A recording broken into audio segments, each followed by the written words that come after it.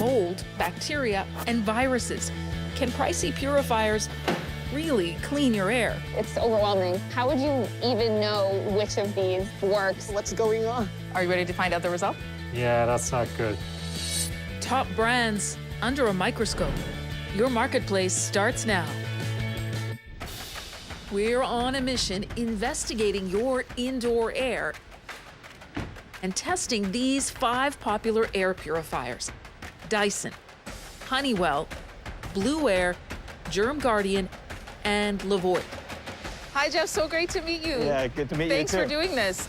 And to get it right, we're teaming up with leading indoor air expert and University of Toronto engineering professor Jeff Siegel. This is exciting because you are going to test these filters for us and tell us which ones work the best. How many tests like this have you done? Too many to count. Lots and lots. This pandemic has us all asking questions about the quality of the air in our homes and if purifiers can actually make a difference. And they have a lot of pretty big claims on these. Okay, so some of them are completely false, but a lot of them kind of have a grain of truth. They just don't turn out to be that important. So an example of a claim is a lot of people say, look at how high the efficiency of this air cleaner is. So you could have a very high efficiency and a very low flow, and that would be a terrible air cleaner. A lot of people rely on those claims. It might be the only thing that's helping them make their decision. Absolutely. I call it the air cleaner marketing jungle. A marketing jungle with some pretty wild claims. And our marketplace fans are in the middle of it. How is it going to fight germs? But do they live up to the hype?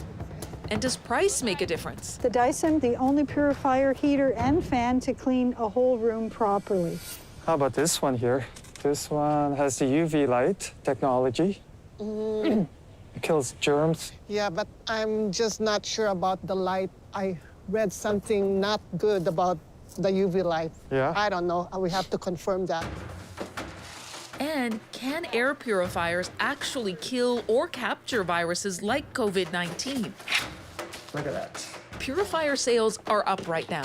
So are prices. I'm just guessing the least expensive out of all of these. She's right, Levoit is the cheapest of this lot. The Dyson, the most expensive, at about $800. The rest fall somewhere in the middle in terms of price. I guess my main concern with all of this is how would you even know which of these works and does what it claims to do? It's overwhelming. That's a good question. Here's how our tests will help answer it. So we're going to burn the incense. The concentration is going to be high.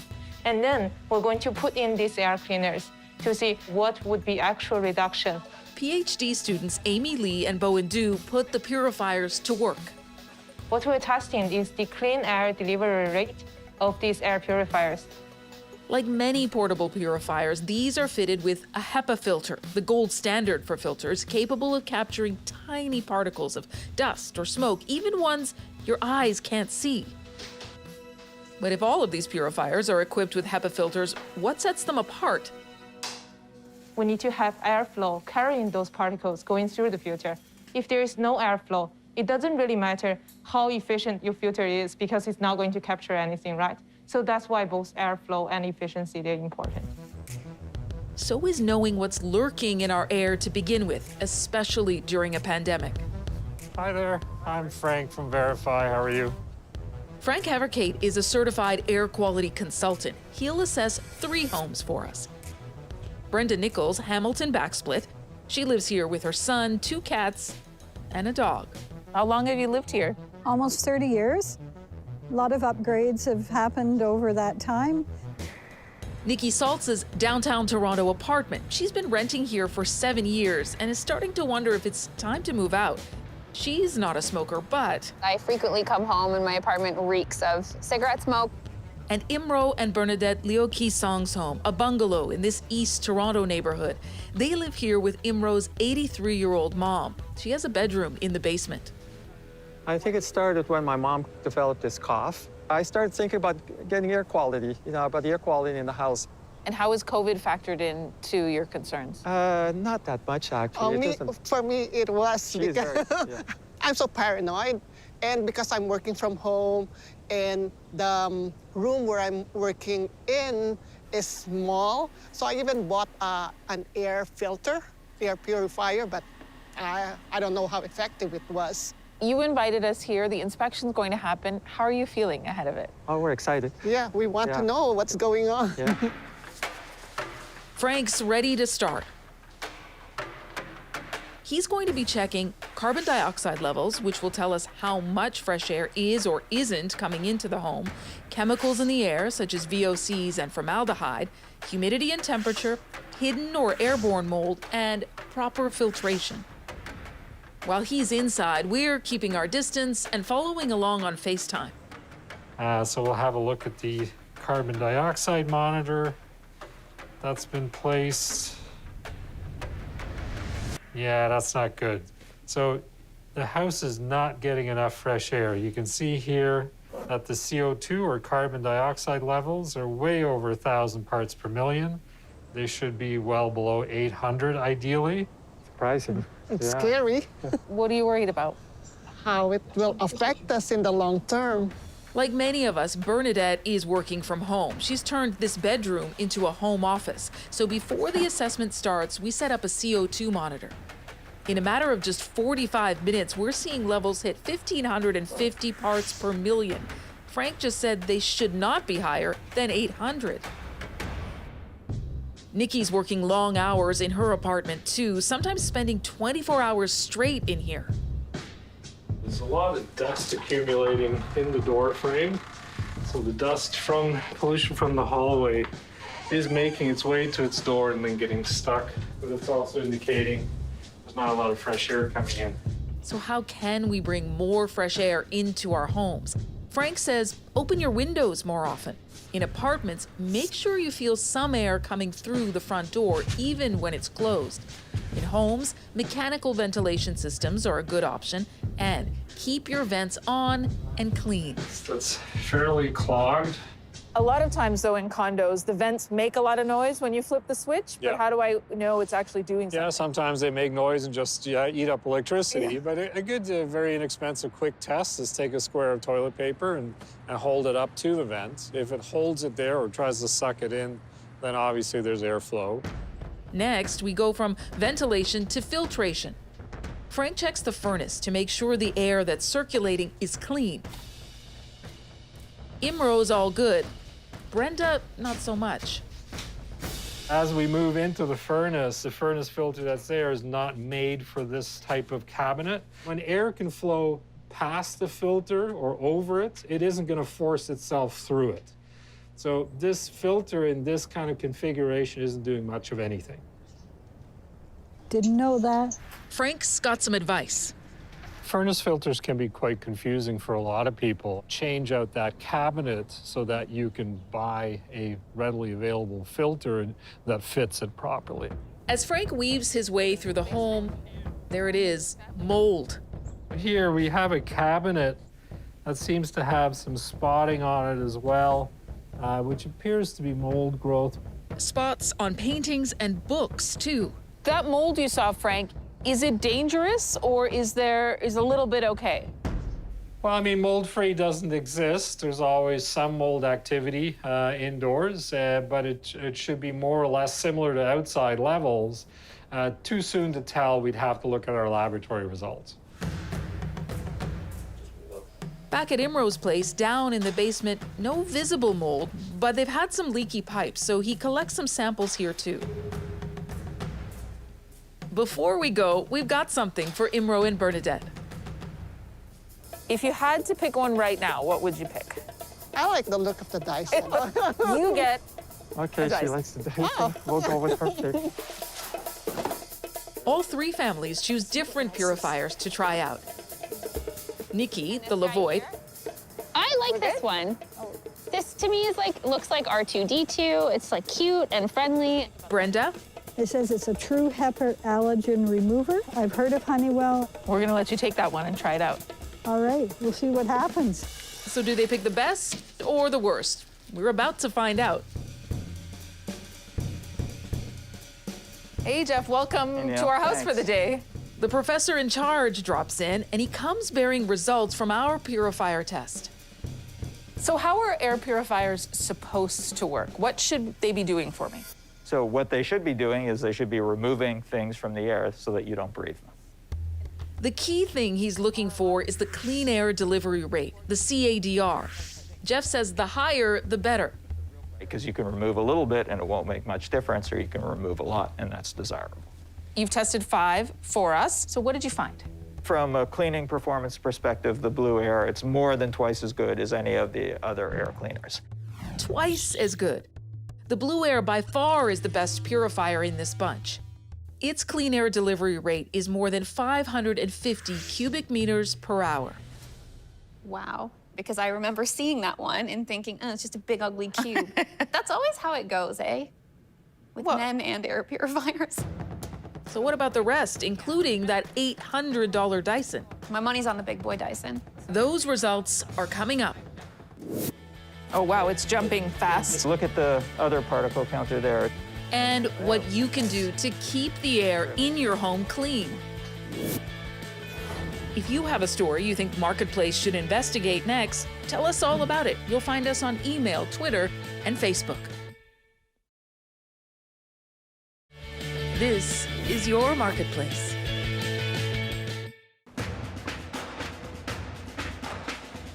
We're testing air purifiers. Okay, so if we could see what was in this air at a microscopic level, we would see all kinds of things. It's a chemical soup. We're about to find out how they performed in our test, including that sleek Dyson. But in these pandemic times, there's another big question we need Jeff to answer. Can these air purifiers that are sold on the market, can they get rid of the virus? So the short answer is yes, they can get rid of the virus. The longer answer is that, you know, when we're thinking about COVID-19, we're really thinking about this multi-layer approach. And, you know, so have to think about masks, of course, hand washing, keeping people apart. And then air purifiers can, if they work and if they're sized appropriately for the space they're in, they can reduce the risk further. Jeff also has a warning. There are a lot of air purifiers on the market, ion generators, plasma air cleaners, photocatalytic oxidation. It can emit ozone, which is a respiratory hazard and can cause serious health effects, and we don't want that in our homes. The ones we test are filter-based. We set them up and bring our Marketplace testers back for more results. We've now tested 5 brands, 3 of the same models for each one, including this Honeywell. Are you ready to find out the results? Sure. Honeywell gets an average CADR of 180 cubic meters per hour. Some cleaning power, but a lot less than the Blue Air. Big difference. So can I take this one home now? Not this time. The Honeywell purifier falls in the middle of our pack and costs about $200. So I would have expected a little bit better for the money. Honeywell did not respond directly to our test results, but says their purifiers are independently tested against international standards. Next up, This one is nice looking too, actually. Looks pretty nice. looks nice, but how does the Germ Guardian perform? On average, it hits the 200 mark that Jeff recommends for small to mid-size rooms, so it's slightly better than the Honeywell. But what about its claim of killing germs with a built-in UV light? Do we need a UV light? So I would say that, you know, no, we don't really need a UV light. While UV lights can kill germs, experts say the small dose from this purifier isn't doing much of anything. You can drop that feature from your list. Germ Guardian doesn't give us a straight answer on their UV light, but says its purifiers are independently tested and get rid of over 99% of airborne germs. We've got 2 more to go, the least expensive and the priciest coming up. But first, remember the air samples from the homes we assessed? They're in, and it's not pretty. This is what indoor air looks like under a microscope. Cloth fibers, dog dander, human skin cells, and mold. The mold we saw on Brenda's belongings turns out it's not in the air, and that's a good thing. Wow, I'm totally surprised about that. But at Imro and Bernadette's home, though pristine and spotless, we find airborne mold, and a lot of it. I was hoping it wouldn't be there. It's not just mold that concerns Jeff. Any and all particles can be bad for our health. If there's things in our water, we all know how serious that can be. And so indoor air is exactly the same thing. There's stuff in it, and some of that stuff, the more there is, the more harmful it is. He says it's all about source control. So Jeff's about to show us how to keep the air in our homes cleaner. The bigger those numbers, the more there is in the air. He sets up particle counters and takes us room by room. Listen up, these are good tips, and most won't cost you a thing. Yeah, put the meat on and we'll see. The meat is sizzling and the numbers are jumping for sure. We're gonna cook all sorts of things. We gotta eat, so what could we possibly do to mitigate it? I know we all like to think about the granite countertops and the nice appliances and so on, but the range hood fan doesn't cost that much and makes an enormous difference. So number one kitchen purchase should be a fan. Yeah, absolutely. That's another thing I do at home is, you know, when I cook, I start using the back burners first. Almost all range hoods work better for the back burners. We keep ours running for, 30 minutes, 45 minutes after we're done cooking.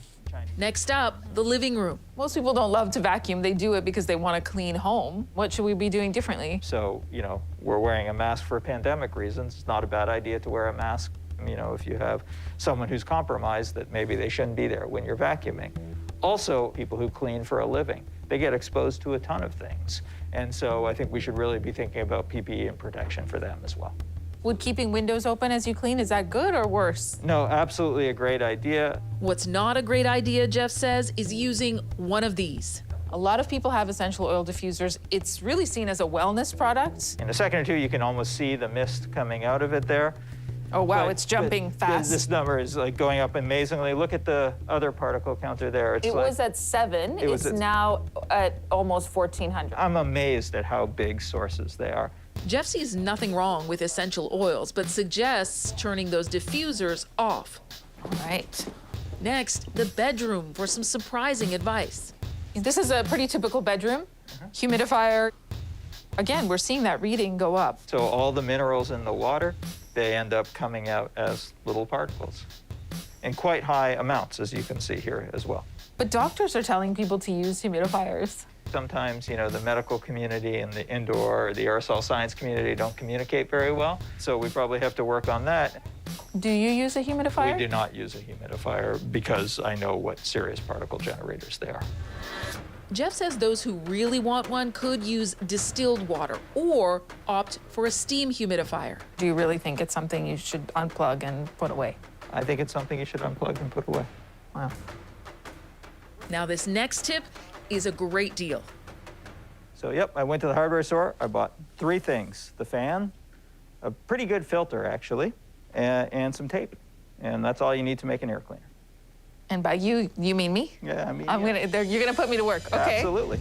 It's a do-it-yourself purifier. Because of the pandemic, it can be tough to find a good purifier.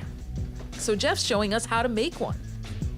So let's just see which side's the inlet, which side's the outlet. We're gonna put the filter on the inlet side.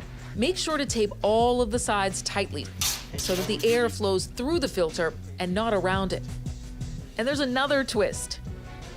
So we just made this. It took, 5 minutes, and you're saying it's better than some of these devices, comparable to others. Yeah, absolutely. Not only does this box fan plus filter cost just about $70, Jeff's team tests a similar one in their lab and finds that it outperforms 2 of the purifiers. Which ones? Really? Yeah. Okay, so I'm very surprised. That's coming up next. Are you saying that all of the experts, all of the tests are wrong? No, certainly not.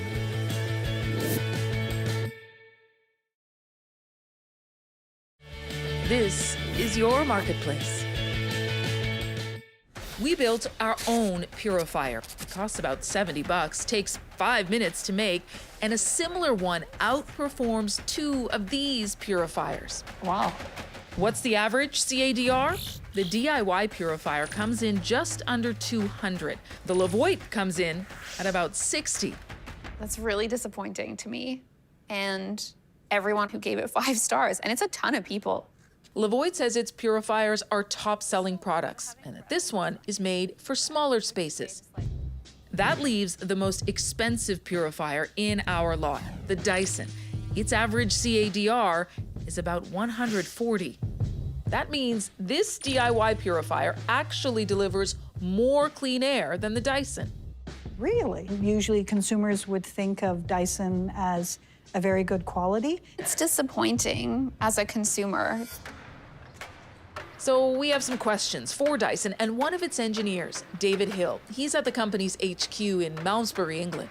The results that we're talking about won't be news to you, but they will be news to a lot of viewers and customers. Why are some Dyson purifiers not cleaning the air so well? We aren't engineering our products to specifically have an enormous CADR because we believe that that's just one metric. Our experts say it's the most important metric. Are you saying that all of the experts, all of the tests are wrong and Dyson is right? No, certainly not. I think what we're trying to do is pull back a little bit from the CADR metric. Not everyone needs an enormous CADR. Not everyone has huge rooms or incredibly dirty air. Why do you think people should spend $800 on a product when there are cheaper products that clean the air better on the market? I think cleaning the air better is probably needs a more holistic view rather than only looking at the CADR metric. Obviously, CADR is an important part of purification, but we need that product to sense, to capture and project. Dyson insists its devices do all of that and offers good value for the price. And this model has a built-in heater. If someone is just looking to clean their air, maybe this isn't the right device for them. I think we would believe that we've designed a good device to purify in anyone's home, but we'd always encourage people to look at the market and make sure that they're informed before their purchase decision. That is something we can all agree on. But remember, if you are shopping for an air purifier, check for the CADR. Sometimes it's listed in feet instead of meters. Now you know, consider the air cleared. Look at, he's trying to get away. Has COVID made aggressive driving worse? It's basically opened the streets up for people that are into this racing culture. A national spot check. We see aggressive drivers every day. They're walking away with small fines. What's wrong with our system? And what fuels some risky driving? It's a popularity contest. Posting them on YouTube, they're getting some revenue from that. Keeping our roads safe on your marketplace.